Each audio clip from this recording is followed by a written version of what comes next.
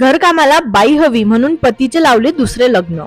Bank manager असलेल्या पत्नीचा पराक्रम. तुम्ही श्रीदेवी उर्मिला मातोंडकर यांचा जुदाई चित्रपट पाहिला असालच, तर त्यामध्ये पैशांसाठी पतीचे दुसरे लग्न लावले असते. हे चित्रपटातच चांगले वाटते, पण खरंच एका महिलेने असे धाडस केले आहे. आजकालच्या काळात काय होईल याचा काही अंदाज लावता येत नाही. घरात कामवाली हवी म्हणून महिला हवे तितके पैसे मोजायला तयार असतात. केवळ पैसेच नाही तर कामवाल्या मावशांच्या सर्व अटीही त्या पूर्ण करतात.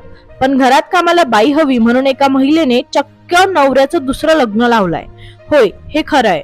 बिहारच्या जगदीशपूर पोलीस स्टेशन हद्दीतील सेनो गावातील रहिवासी संजय रविदास यांची मुलगी काजल हिचा विवाह 2 मे रोजी खरगपूर मुंगेर येथील रहिवासी हिरालाल दास यांच्याशी हिंदू रीतिरिवाजांनुसार झालं होतं. 4 मे रोजी काजल आणि हिरालाल दिल्लीत आले. दिल्लीतील घरात 1-2 दिवस सर्व काही व्यवस्थित चालले. त्यानंतर हिरालाल दास यांनी त्यांची पहिली पत्नी संगीता देवी यांच्यासोबत एकाच घरात राहण्यास आणि पत्नीसारखेच वेळ घालवण्यास सुरुवात केली. दुसरी पत्नी काजलने त्याला विचारले असता हिरालालने सांगितले की घरात असणारी दुसरी महिला त्याची पहिली पत्नी आहे आणि आता ती तुझी सवत आहे. घरात कामाचा ढीग पडलेला असायचा, त्यामुळे मी तुझ्याशी लग्न केलं आहे, असे हिरालालने काजलला सांगितले.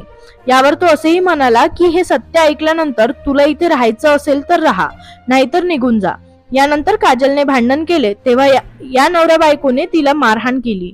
तिला कोंडून ठेवण्याचा प्रकारही झाला, पण ती तिथून पडून पुन्हा गावी आली. काजलने दिल्लीहून भागलपूर गाठले आणि येथील पोलीस ठाण्यात या प्रकाराबद्दल पती आणि त्याची पहिली पत्नीच्या विरोधात लेखी तक्रार दाखल करून आरोपी पतीवर कारवाई करण्याची मागणी केली. काजलने सांगितले की लग्नानंतर तो मला दिल्लीत घेऊन गेला, जिथे त्याची पहिली पत्नी होती, जी एक खासगी बँकेत मॅनेजर म्हणून काम करत होती. तिला कामासाठी वेळ नसायचा, त्यामुळे तिने पतीला दुसरं लग्न कर असे सांगितले. दिल्लीला गेल्यानंतर आम्हाला आयती कामवाली हवी होती, म्हणून तुझ्यासारख्या गरीब मुलीला आम्ही घरी लग्न करून आणलं आहे.